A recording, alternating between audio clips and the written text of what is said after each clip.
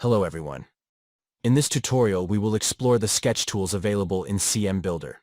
Features like resources, excavation, zones, and others in cmBuilder require a sketch as a reference to create customized shapes. Today we will use a zone to demonstrate the sketch toolkit. So, let's jump right in. When you're ready to sketch, your cursor will change into a black pen to indicate a tool that requires a sketch, and a side sheet will appear with some initial settings. Notice, your cursor will also have a blue box, and as you move it, this box will highlight the initial surface of your sketch. Start your sketch by placing a point on your map. A grid line plane will appear alongside additional sketch settings and properties. This plane is the Z-plane, and its default elevation is based on the terrain elevation of the initial point. The origin point can be identified by the vertical and horizontal lines, which align with true north or your customized project north, which you can set up in the project workspace. Refer to our user guide for more info. Now let's explore the Sketch Properties tab first. In the first field, select if you prefer to sketch on the Z-plane or on an object.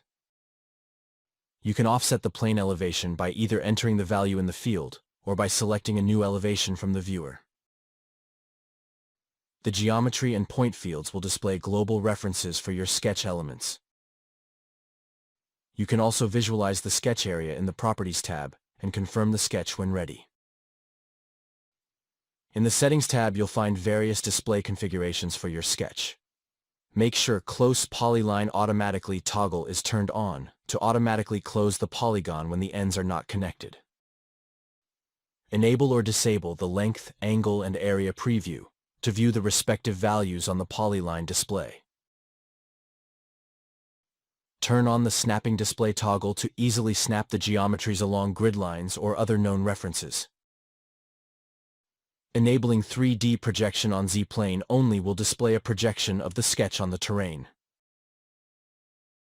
Lastly, enable guiding lines to show a line connecting your pen to the terrain, aiding your sketching process. Now let's learn how to draw a sketch. It's always a good practice to work in 2D mode to ensure you won't be affected by perspective. The Line tool is selected by default and allows you to add points and draw straight lines. For moving elements within the sketch, use the Move tool. Hold Shift to constrain the movement to predefined angles. The Arc tool requires a line to be created and can be adjusted by moving its control points. To draw a circle, click on the Circle button, define the center by selecting a point on the map, and adjust the size by moving your mouse. For a rectangle, click on the first point and drag your mouse to create the desired shape. It will align with the sketch's vertical and horizontal orientation.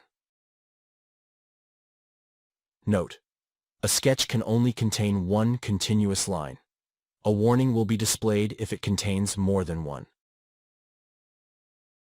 Use the Redraw button to start over or clear the existing sketch. The Project from 3D function allows you to draw the shape of the sketch from an existing 3D volume. Start by selecting an object to project on the plane and use its perimeter to create a sketch automatically. The Snap function helps you align lines or points. Select a line or point you want to adjust. Select the face to which you want it aligned. This tool is best utilized while working in 3D mode. The Offset function allows you to expand or contract your sketch. Select the line and then move the mouse in the desired direction. Alternatively, you can enter a value in the Offset field in the Properties panel. Make sure to check this box if you want to keep the original line. The Perpendicular, Parallel, and Equal function allows you to adjust the orientation of a line in relation to another. First select the line you want to adjust, then select the reference line. The Equal function applies the length of one line to another. That's all for the sketch tools. Thank you for watching and see you in the next tutorial video.